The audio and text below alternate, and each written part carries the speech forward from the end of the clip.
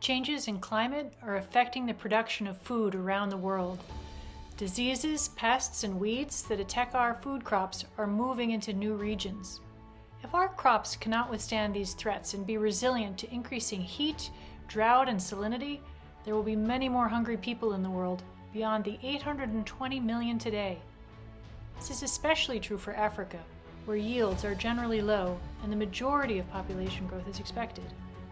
Time is short and we need multiple tools, including safe new technologies for swift and effective options to grow food for the world's people, using less land, water, and chemicals. At 2Blades, we help to develop crops that are more resilient to plant disease and pests.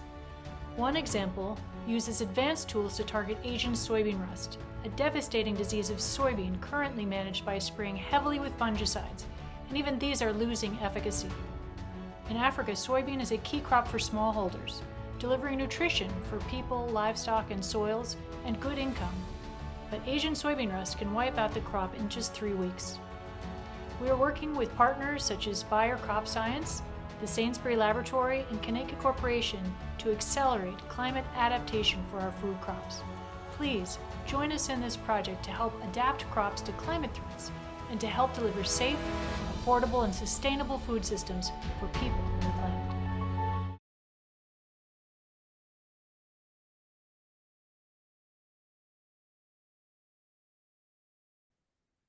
Hi, I'm Toshiyuki Komori from Kaneka Corporation. I appreciate having this opportunity to discuss our transformation technology for gene discovery. Kaneka is a chemical company, and our products include plastics, electronics, medical instruments, foods, and so on. Recently, in response to the imminent food crisis, Kaneka has been focusing on agri-bio business. Our team, Plant Breeding Technology Unit, aims to support food production through breeding of innovative varieties using biotechnology. We believe our efforts will contribute towards sustaining a healthy Earth. Our key technologies are shown here. Last year, Kaneka acquired the plant biotechnology team of Japan Tobacco. Thus, the two teams were combined, and these two complementary technologies for genetic manipulation have been integrated. IPB technology enables rapid breeding and DNA-free gene editing in commercial varieties of various crops, including soybean. Pure Intro technology enables precise gene integration and is used as the industry standard for GM maize breeding. When Pure Intro is combined with proper varieties, transformation efficiency can be extremely high, which enables high-throughput gene screening. We have developed high-throughput screening systems in wheat and rice, and actually run several screening programs. In the wheat system, hundreds of constructs may be introduced into wheat annually by a few technicians in search of beneficial genes for wheat improvement. Maize system is less efficient, but super efficient rice system can be used to find genes for maize application. One of the wheat programs is the research collaboration with 2Blades. The project was originally started by Japan Tobacco in 2018 and assigned to Kaneka. We are pleased to tell you that our technology has helped identify many resistance genes against major diseases of wheat. Thank you for listening. Plants have an immune system. Many of the components of that were identified by work done at the Sainsbury Laboratory. And what we aim to do is identify the genes that are responsible for allowing plants to resist disease. And then we can take durable combinations of those genes and we can introduce them into crop species.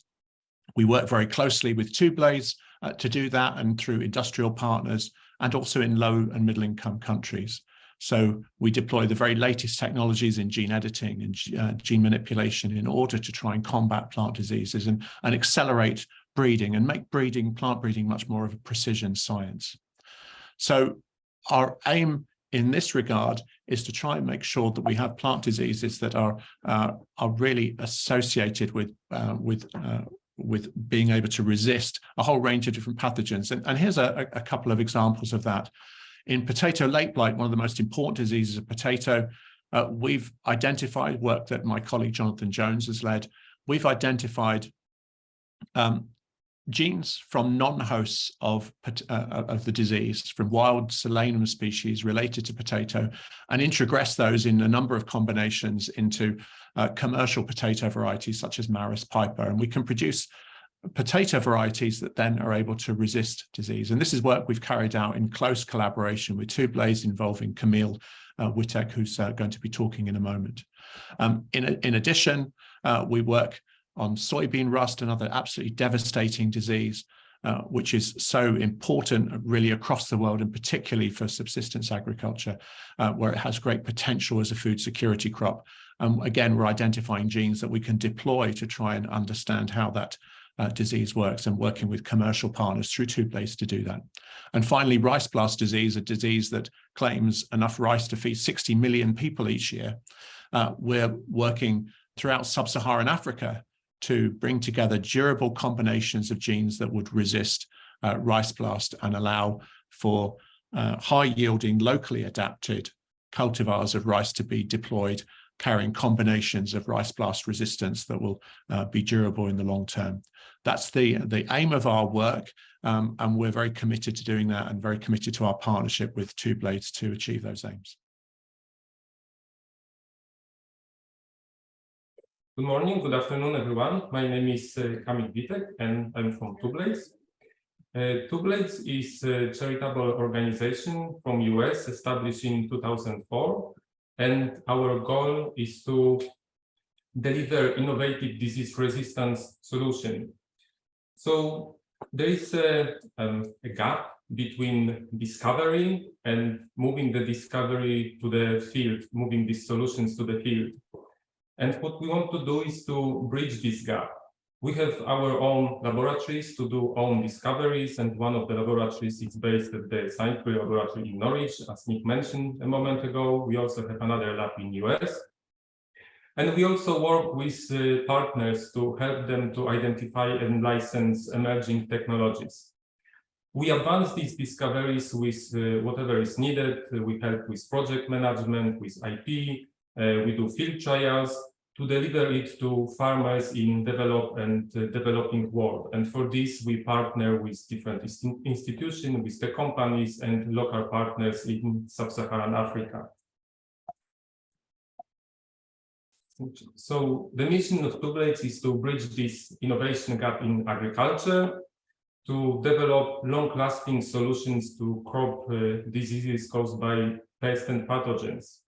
By this, we want to address climate change through mitigation and adaptation, and provide the solution which will allow us to use less resources and produce more food.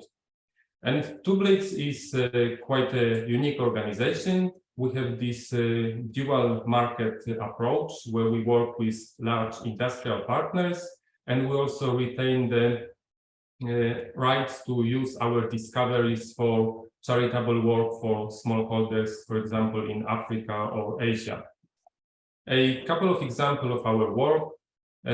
We use genetic solutions. We work with partners to use genetic solutions to deliver resistance to bacterial wilt in tomato. For example, here you can see healthy plants without any chemical spraying.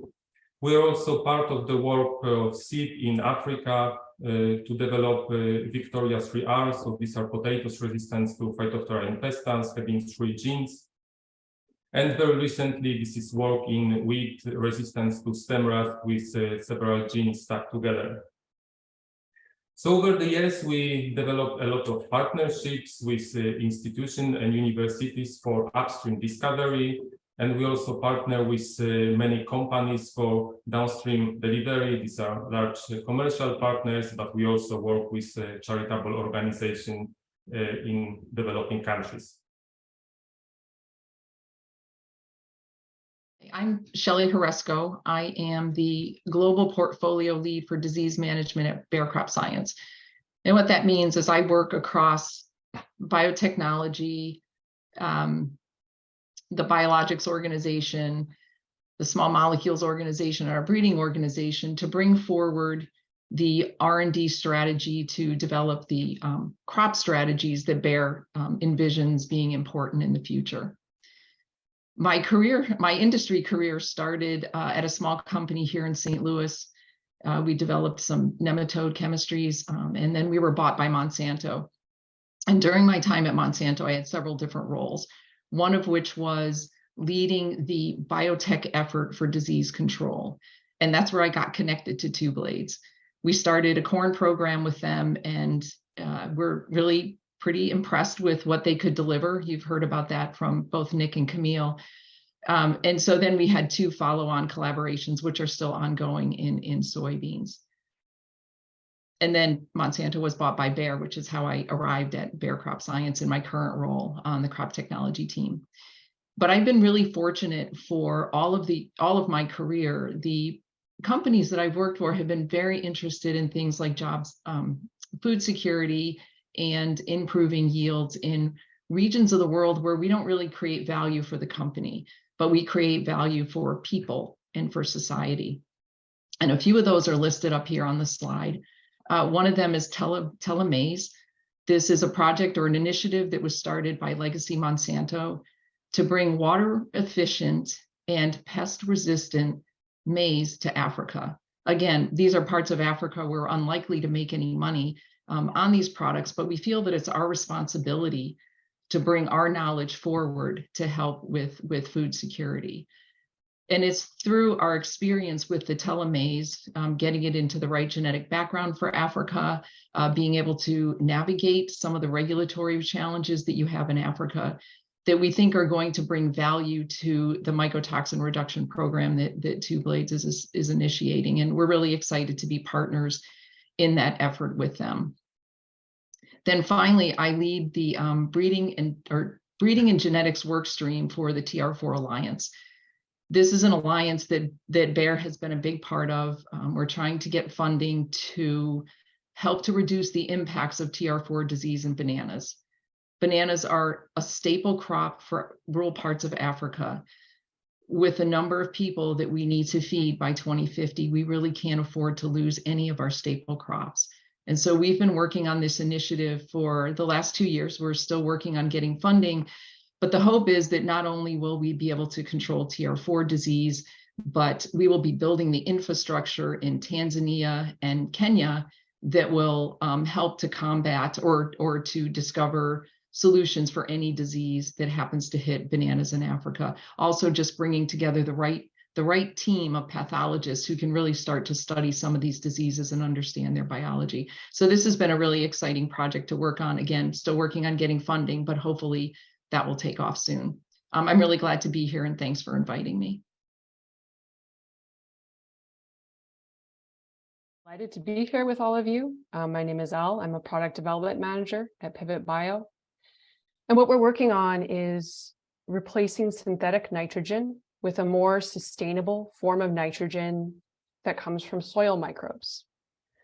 And so our mission as a company is we want to serve farmers to steward natural resources and to feed and power the planet.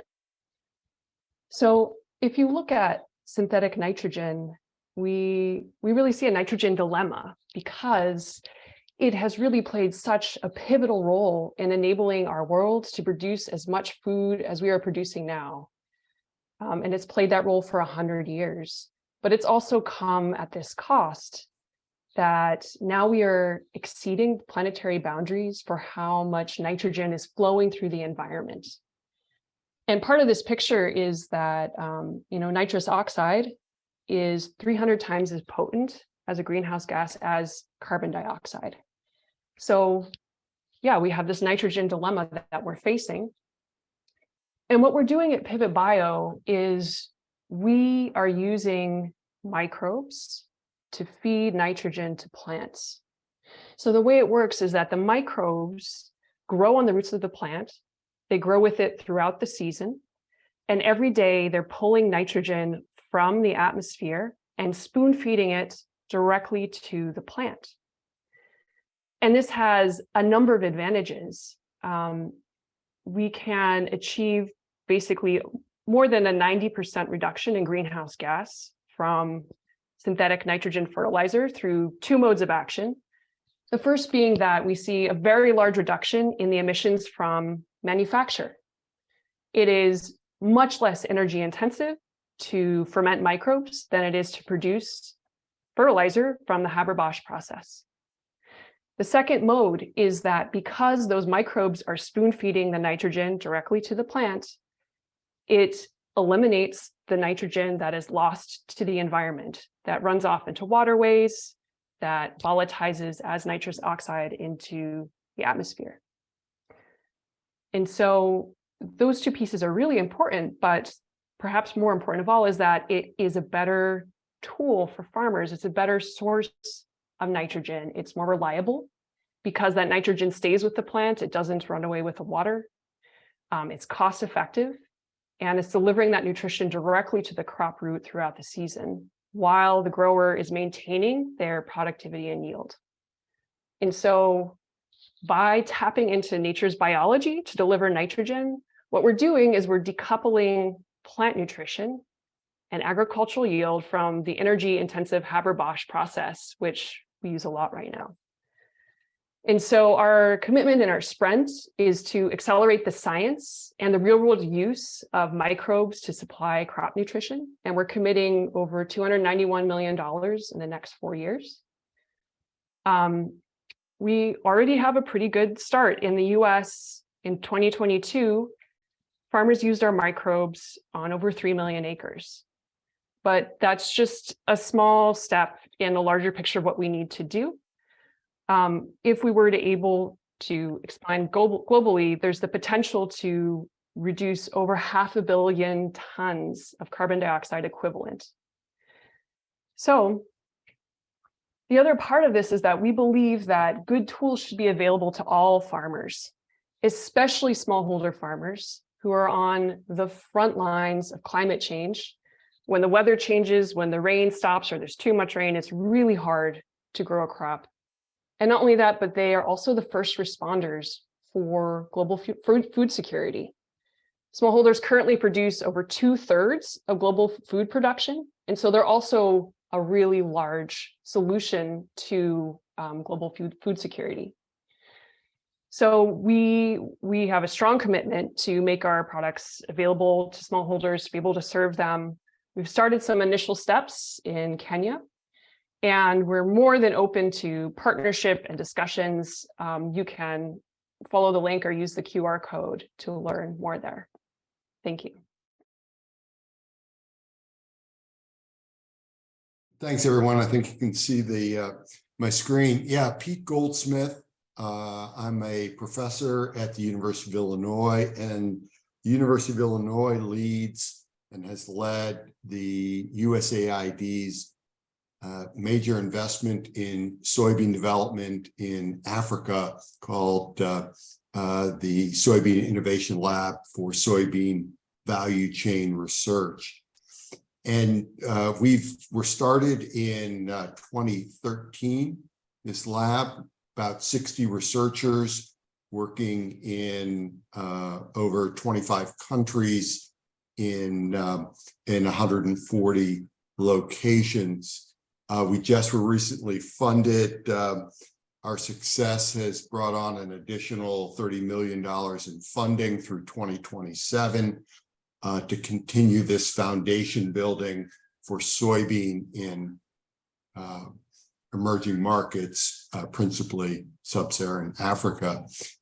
A fundamental question was asked back in 2012, actually, when we started putting the lab together was why soybean for Africa?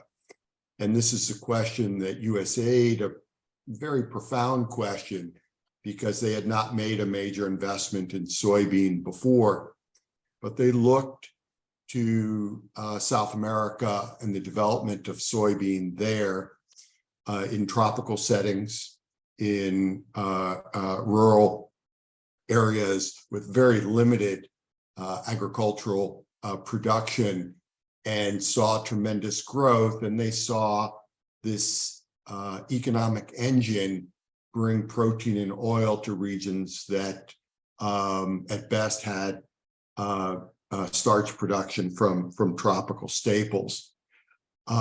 So the idea for why soybean in Africa is, can it be transformative to the food and landscapes?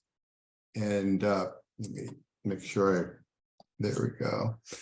And so soybean does a lot of really good things. It's an easy case to make why it is fundamental for agricultural development and poverty reduction, as well as food security. One of the most important things is that it's climate adapted. Soybean grows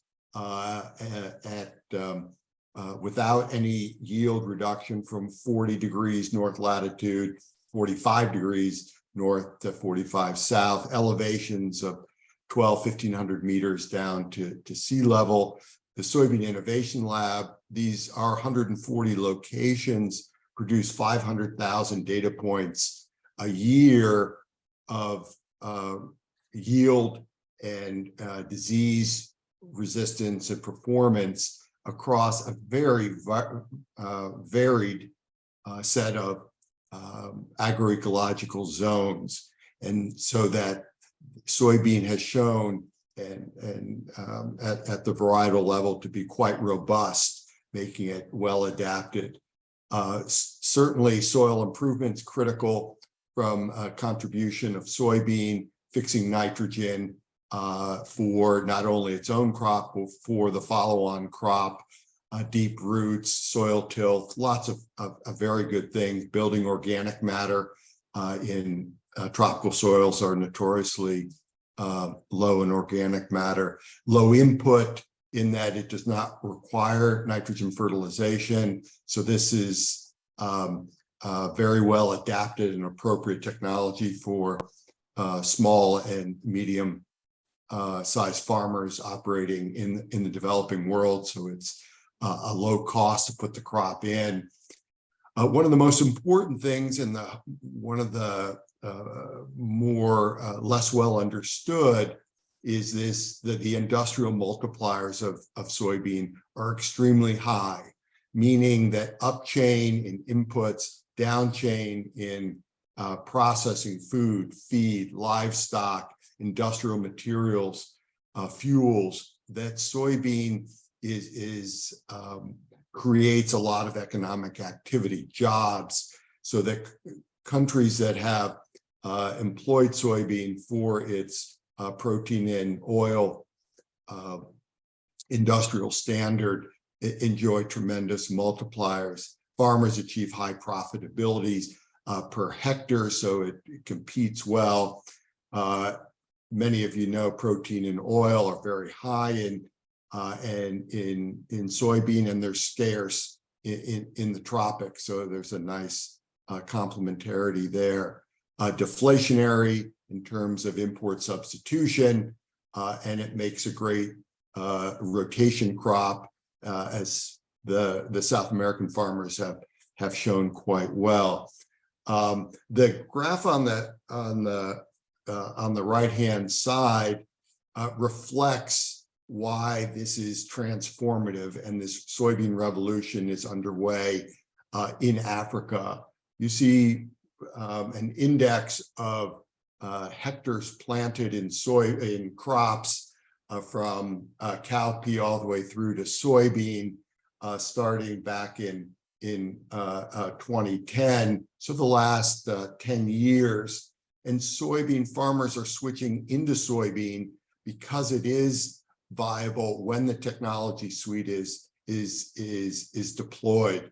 It is a commercial crop, and it requires a significant change in practice, but when done, and it is an appropriate crop, so there's not, it is adoptable.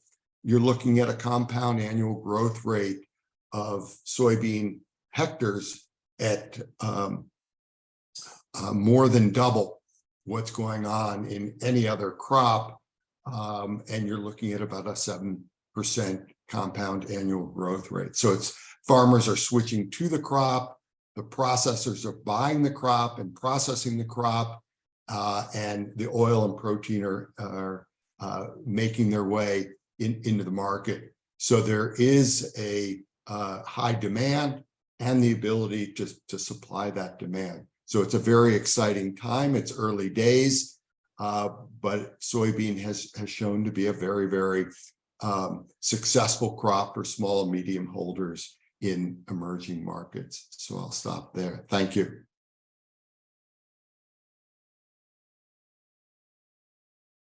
Thank you, Pete, and thank you to all of the panelists for talking about the areas that you each contribute to as it relates to developing robust food systems. I'd like to take the opportunity now to hear from you individually to talk about what are the primary goals that you have from each of your perspectives, from the technology end out to the last mile in the field with growers, as we've heard each of you speak to from different perspectives. What for you would be success in terms of a future food system in the area in which you work? And what are the resources that are needed in order for that success to be achieved? And I will just hand that question over to Nick for starters. Okay, thank you. Thanks, Diana. So I think that from our perspective, what we really want to see is farming moving to a fossil-free status. You know, we want it to be able to move to a situation where it's truly sustainable, and that we actually are off the chemical treadmill, that we've replaced the use of fungicides with genetic solutions to crop diseases. That's our overall aim. So to try and do that, what we need is to have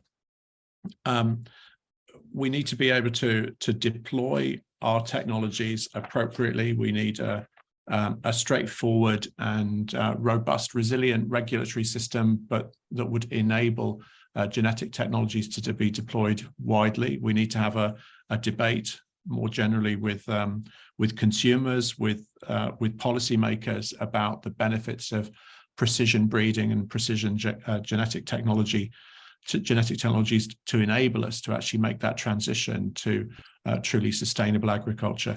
So I think those are the key things, the key aims for us. We know that we have the scientific resources to do this. We have the scientific understanding of the immune system of plants to actually be able to do this. We know we can identify new sources of resistance, and we know that we can deploy them in most major crop species. So it's really a case of ensuring now that the ability to deploy those widely across the world is present, and that's going to take a lot of dialogue with policymakers and indeed with the general public more widely to explain the long-term benefits of these types of technologies to humanity. Thank you, Nick. Elle, could you share the same? What is the success defined for Pivot, and what do you need to achieve that? Yeah, absolutely. I guess when I think about success in food systems, I really think, bold action to rapidly reduce emissions across all sectors, not just agriculture, and bring us closer to that 1.5 degree world. That is so important because, of course, agriculture depends a lot on the climate, and the more our climate changes, the harder it gets for growers. So I think the other pieces are that, for thinking about like the stability and the availability of tools for growers, there isn't going to be one solution that solves agriculture all across the world. So much is going to be changing. That's a part of climate change. And being able to provide more tools that farmers can access. So of course, I'm thinking about like stable fertilizer supply, which was really affected this year with the war in Ukraine, and thinking about what are the other sources where farmers can get that fertilizer. But then also thinking about, the weather's going to be changing, which means I think another huge piece of this puzzle is distribution of crops. Some areas are going to be suffering more. Some areas might actually be able to produce more because they have better rainfall patterns. So how do we think creatively about a food system that can distribute food more effectively as the weather patterns change? And then I really love this panel because we really do need this rapid scale up in these technologies that are affecting, that are looking at how we make disease resistance, how do we make drought resistance, how are we providing farmers with the tools that they need?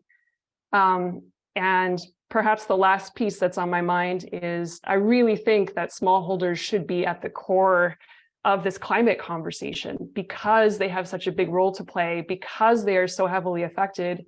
Every time we talk or think about climate change, we should be thinking about smallholder farmers. Yes, very, very important concepts. Camille, how would you describe what success is for 2Blades and what's needed to achieve it? Yes, so when I think about this from 2Blades perspective, for me, it's important that we can adapt our crops to changing climate conditions, adapt them to biotic and abiotic stress. The climate has, warming climate, for example, has huge influence on the pathogen, the spread of the pathogens. They go to the new habitats, plants are more stressed and they need more protection. And considering that the population is growing, we need to protect the plant in more sustainable way, in more environmentally friendly way. Ideally, we would do less spraying, we would use more natural solutions, disease resistance, what Nick has mentioned. There is tremendous progress in understanding how plant immune system works, and we can use it to protect our plants against diseases. And the food system, food supply, there should be also a big focus on the local food supply. Again, putting focus on the local food supply and local food production makes it more resilient to all the shock and distortions from the climate change. And I fully agree with Nick. What we need, we have a lot of good technologies and understanding. In 2Blades, we have many genes and solutions which can be directly applied to protect our plants against diseases. But the policymakers are there not yet. There are unnecessary hurdles and obstacles to apply the solutions we have. So this has to change. They have to catch up with the technology and understand that it has to be done quickly to protect plants against diseases and protect our food chain. And I think also another thing which comes to my mind is R&D, research and development is, there's not money in the R&D system. Especially if we think about R&D in plant in UK, I believe it's only 3% of all R&D money is going to the plant science. And if we consider that we do rely on plants for our food production, for feeding livestock, and also carbon sequestration, it's shocking how much little money is going into R&D on plant science. Thanks. And I just want to encourage any of the panelists, if they have comments on any of these responses, feel free to jump in.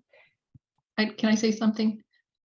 Hey, so for Bayer's successes, we've committed to reducing greenhouse gas from agriculture by 2030, by 30% by 2030, and to reach 100 million smallholder farmers. So I totally agree with everything that Elle said about smallholder farmers sort of being at the forefront of, food security in their local regions. But for Bayer, the sweet spot really is our major agronomic, agricultural, large commercial industry in both North America and South America. And so we're also, we're working on some of these projects that I talked about previously that will really hit smallholder farmers. But we're also very much focused on our sweet spot, which is, the commercial ag industry in North and South America, and trying to come up with products and innovate in ways that will help them to reduce their greenhouse gas emissions over the next, 5 or 10 years. And one of the new technologies that we have coming out is called short corn. It will be part of a smart corn system, but the corn is a little bit shorter than the tall hybrids that you see in the fields now, and their center of gravity is a little bit lower. And so we've had some very, very extreme windstorms go through the Midwest in the last 2 years called derechos, and they've just flattened the corn in where they run through the fields. And so the tall corn just gets flattened to the ground, and growers cannot harvest. So this is a field that's been planted, fertilized, crop protection, and zero yield. That's a bad day for the grower and I think for the environment. But the short corn stands in the face of these incredible windstorms.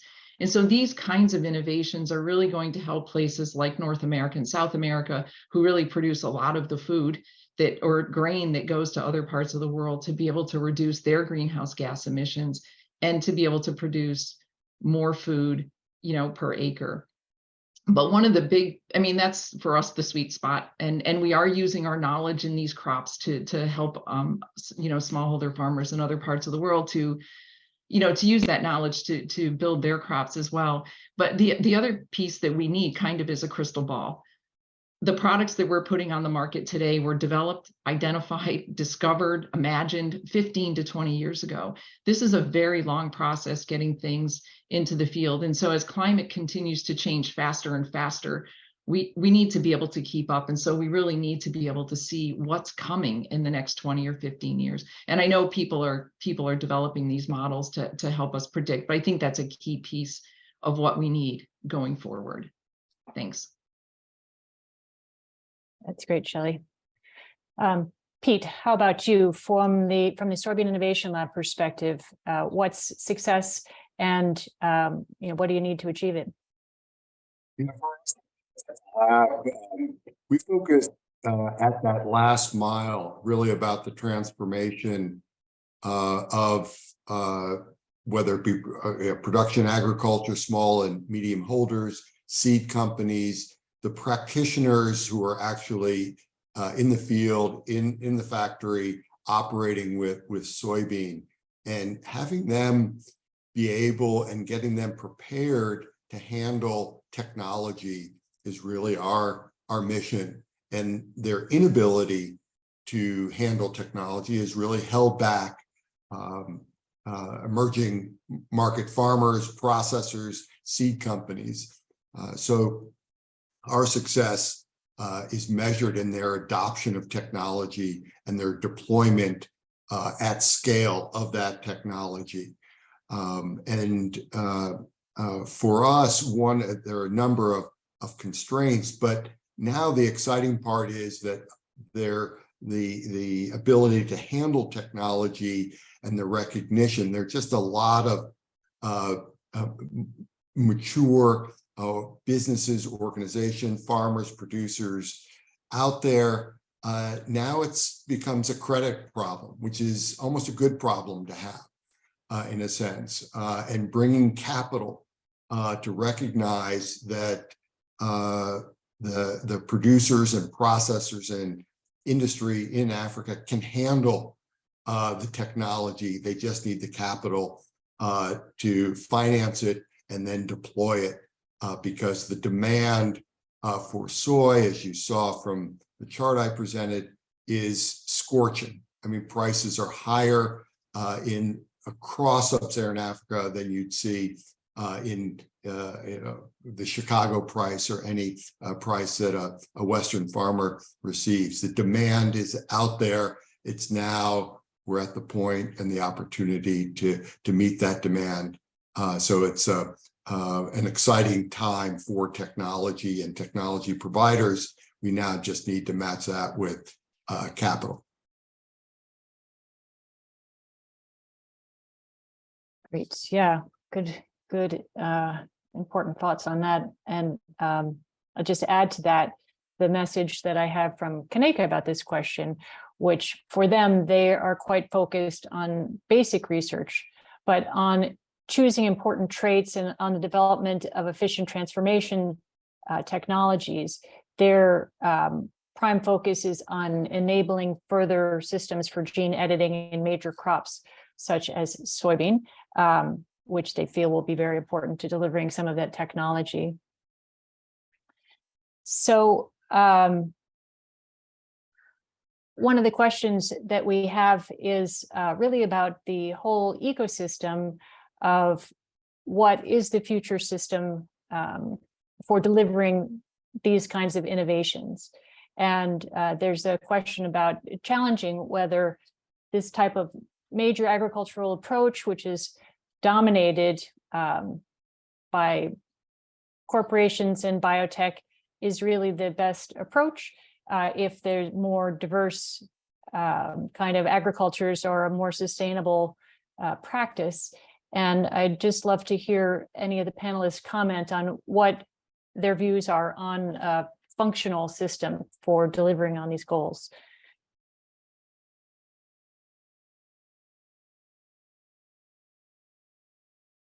Nick, go ahead. I'm happy to come in. I mean, I've seen the question in the chat around agroecology, and I think the thing I would say is that I think it's been said before that there are no silver bullets. None of these technologies in their own right are going to answer all of our problems. We have a lot to learn from smallholder farmers and a lot to learn from diverse agricultural practice. But notwithstanding that, I think it's going to be impossible for us to really feed the world sustainably in the light of the climate emergency without innovation.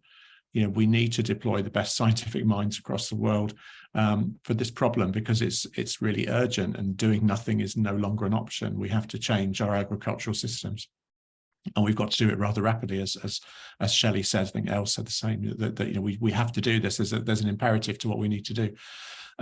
So for me, it's a case of making sure that all of these communities actually talk to each other. That's one of the whole points of COP.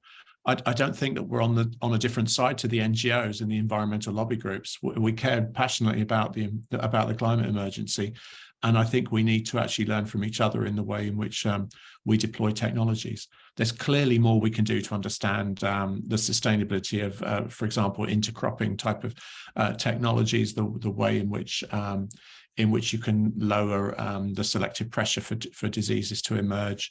There's a lot of engagement we need to do in our area, in the area of pathogen surveillance, for instance, which is going to be so important. All of the experience we have with working with smallholder farmers in sub-Saharan Africa suggests to me that they're very receptive to dialogue and to engagement. And it is really an engagement and a dialogue in those areas. And I've learned a tremendous amount by talking to people working in those areas and directly to growers. But also they are very receptive to the idea of deploying new technologies too. Anybody else have a view on that? Yeah, I think these the question of distribution of the benefits of the technology are really primary here, and include not only smallholders in that mix, but biodiversity and climate as well, about really what are the trade-offs. And when you work like we do at the last mile with actual practitioners who are bearing the risk of putting the crop in or taking a crop and processing it and trying to sell the food and feed products and so forth. It's a very, very challenging environment of balancing. And the key is, at least for us, is to assure that all of these considerations and weights and benefits and trade-offs are are thought of ahead of time and are transparent.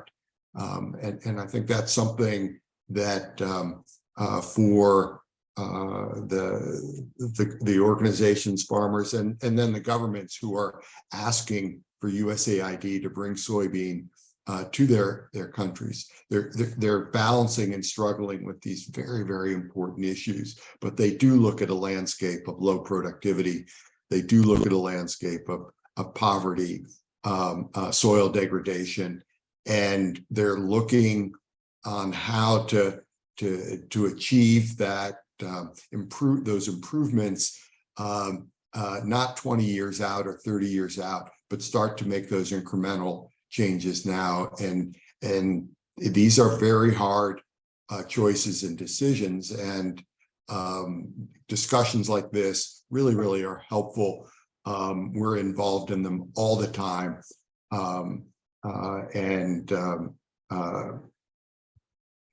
Soybean playing a role in that, both in a positive way, and also adapting soybean more effectively in soybean systems is really just so valuable. And so this is, I think these comments are spot on, and certainly in my 20 years of work in South America, the industry there continues to wrestle with this. These are challenging issues. Maybe to build on a few of your comments, I did hear a talk or a presentation from the FAO when we were first starting this TR4 alliance, and they commented that some of the rural farmers in Africa only get about 10% of the value from their land, so their productivity is extremely low, and part of that is because of pests that kind of ravage the plants and diseases that come in. And if we could do in bananas, what we did in South America with biotech products that control pests in corn and soybeans, you could have a huge impact. I mean, there's a lot of growth between 10% and 100% of productivity off of land. And so if we could introduce these biotech products there, I think there's a lot that could be gained, but there is a lot of regulatory backlash from doing that. But the other part is part of this TR4 alliance. There's a group from COP27, I think, that's developing modules that go out and help growers understand, what do you do if the disease gets into your banana orchard? How do you contain it, because it can spread? What are the precautions that you take to keep it out of your field? And so there's a lot of education going on, I think, with growers in some of these areas that can really help as well, prior to being able to get these products out there that are really going to help them. Because I don't know how much you know about banana breeding, but seed to seed is about, which of course bananas don't actually have seeds, but seed to seed is about 2 years. And so the breeding programs are super extended, and it's just going to take a very long time to get this stuff out on the market. But if we could use gene editing, so much faster, once we identify the right genes. And those are the sorts of things that we're trying to do with this TR4 Alliance. Thanks. I think, listening to the comments from the other panelists, what struck me is we need all the approaches, right? We need agroecology, we need gene editing, we need better breeding techniques. We need a very large toolbox for the challenges that are up ahead. I also think that, any grower is the expert on her own field, on his own field. They know that space the best. And I think everyone is pushing to produce as much from their land as they can. And so it's about access to a lot of things, but I think actually access to distribution of the products and access to a market, so that when you invest in, higher quality seed or fertilizer, you have a place to sell it. That alone is a big dynamic. I think that is really challenging if you invest this time and this labor, and then the distribution isn't where it needs to be. But absolutely, I think we need all different types of approaches for the upcoming changes that we're facing in agriculture. Well, we're coming up to the end of our discussion period. And if I could summarize some of the points that have been raised here today, and I just want to thank all the panelists for very thoughtful comments about the different areas that they're working in. What I understand through the COP meeting and some of the discussions here that really the goal is the urgent need to accelerate innovation so that we can build a food system that has improved efficiencies of production, that reduces greenhouse gas emission, that conserves nature, that it maintains soil sustainably, that increases resilience and improves livelihoods.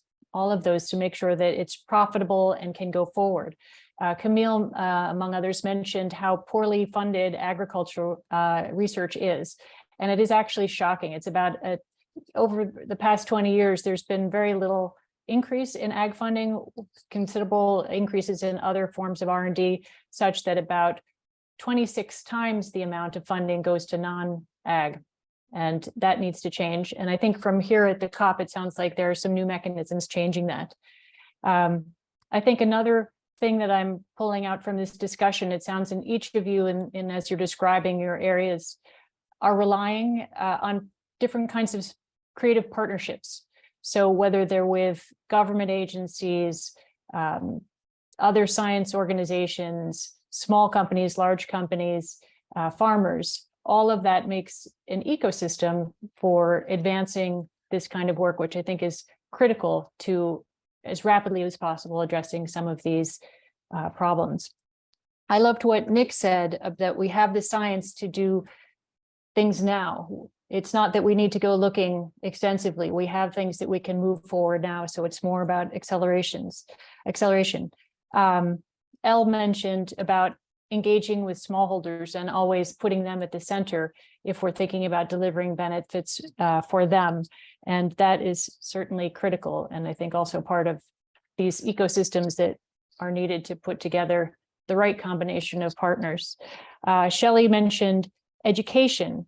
And I would also say that that's part of it. I know Pete spends a great deal of time thinking about extension and making sure that growers learn best practices and understand more about technology.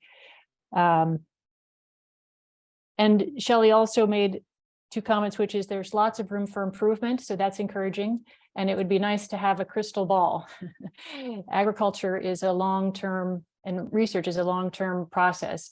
And we do need to get these innovations out urgently, given the timeframes that we're working under in terms of climate and population growth. So I just want to sum it up to ask each of you to just, in as brief words as possible as we finish, to say, what is the one thing you think the world needs to know about delivering this system that involves different partners to produce these better food systems? And I'm just going to start with Pete Goldsmith. Quickly unmute. Yeah, there's so much, not just potential, but activity underway in sub-Saharan Africa, in agriculture, and it warrants a good look from technology suppliers and capital providers. Great. Elle.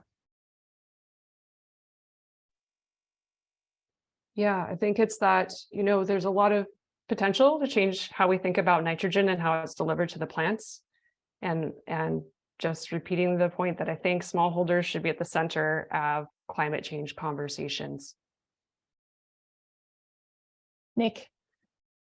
Well, I definitely agree with the two comments of my two panelists who've just gone before. Absolutely.